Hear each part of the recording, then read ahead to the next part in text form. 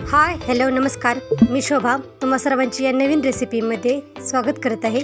तर पावसाळ्याचे दिवस चालू आहेत आणि बाहेर पाऊस पडत आहे। तर अशा पावसात घरामध्ये गरमागरम तयार केलेले पालक पराठे कोणाला खायला आवडणार नाहीत।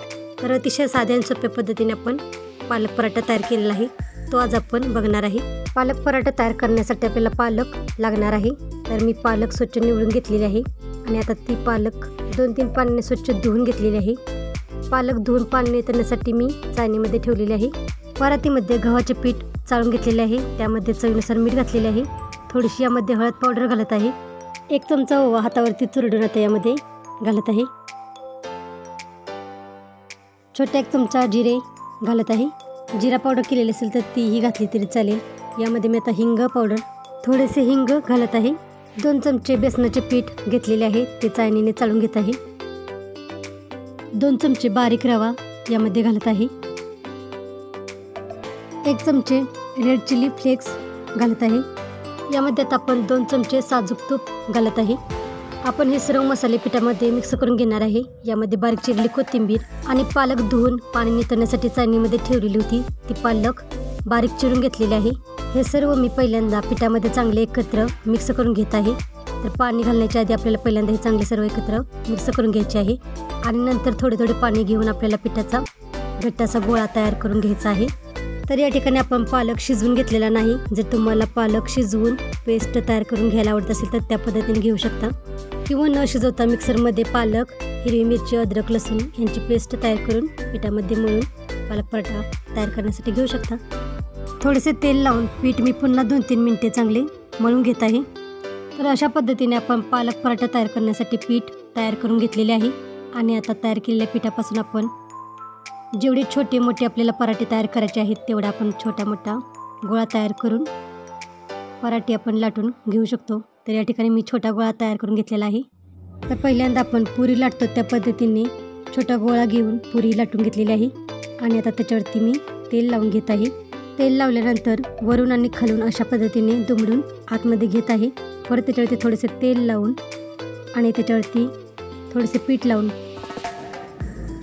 परत एकदा अशा पद्धतीने दुमडून घेत आहे आणि अशा पद्धतीने मी चौकोनी आकार तयार करून पराठे लाटत आहे। तर आपल्याला ज्या पद्धतीने पराठे तयार करायला आवडतात, चौकोनी, गोल किंवा त्रिकोणी, ज्या पद्धतीने आपल्याला पराठे तयार करायला आवडतात त्या पद्धतीने आपण पराठे तयार करून घेऊ शकतो। तर या ठिकाणी मी चौकोनी आकार देऊन पराठा तयार करत आहे।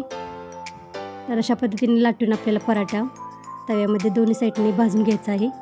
तर मी जास्त मोठा पराठा तयार केलेला नाही, तर मी असा छोटा पराठा तयार केलेला आहे आणि आता गरम तव्यामध्ये पराठा आपण दोन्ही बाजूंनी चांगला भाजून घेणार आहे। पराठा आपण तेल, तूप किंवा बटर लावून दोन्ही बाजूंनी अलटी-पलटी करून चांगला खरपूस असा भाजून घ्यायचा आहे। तर अशा पद्धतीने मी पराठे आहेत ते भाजून घेत आहे। तर पराठा आपण गोल किंवा त्रिकोण आकार देऊन जी पद्धत आपल्याला सोपी वाटेल त्या पद्धतीने पराठे तयार करून भाजून घ्यायचे आहेत। तर अशा पद्धतीने मी राहिलेले सर्व पराठे आहेत तेही लाटून भाजून घेत आहे। तर वैष्णवीला असे छोटे पराठे खायला आवडतात, त्यामुळे मी पहिल्यांदा छोटा गोळा घेऊन छोटे पराठे असे या पद्धतीने तयार केले आणि नंतर गोळा जरा मोठा घेऊन मोठे पराठे तयार केले। त्यातल्या त्यात जरा थोडा मोठा गोळा घेऊन मी आता पहिल्यांदा दाखवलेल्या पद्धतीनेच चौकोनी आकारचा पराठा तयार करत आहे।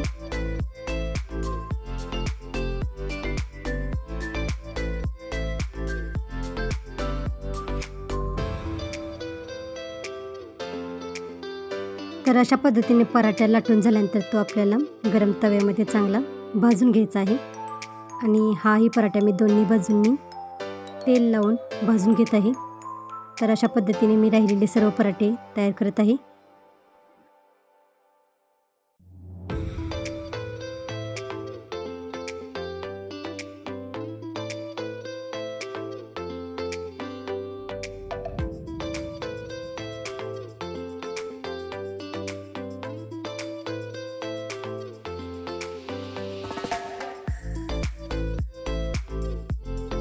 तर अशा साध्या आणि सोप्या पद्धतीने आपण पालक पराठा तयार केलेला आहे। तर आजची ही रेसिपी तुम्हाला कशी वाटली ती कमेंट करून जरूर सांगा आणि अजून चॅनेलला सबस्क्राईब केले नसेल तर चॅनेलला सबस्क्राईब करा आणि शेजारील बेल आयकॉन क्लिक करायला विसरू नका, म्हणजे मी पाठवलेली नोटिफिकेशन तुम्हाला वेळेवरती पोहोच होत राहील आणि हा पालक पराठा आपण शेजवान चटणी किंवा दही किंवा टोमॅटो सॉससोबत खायला छान लागतो।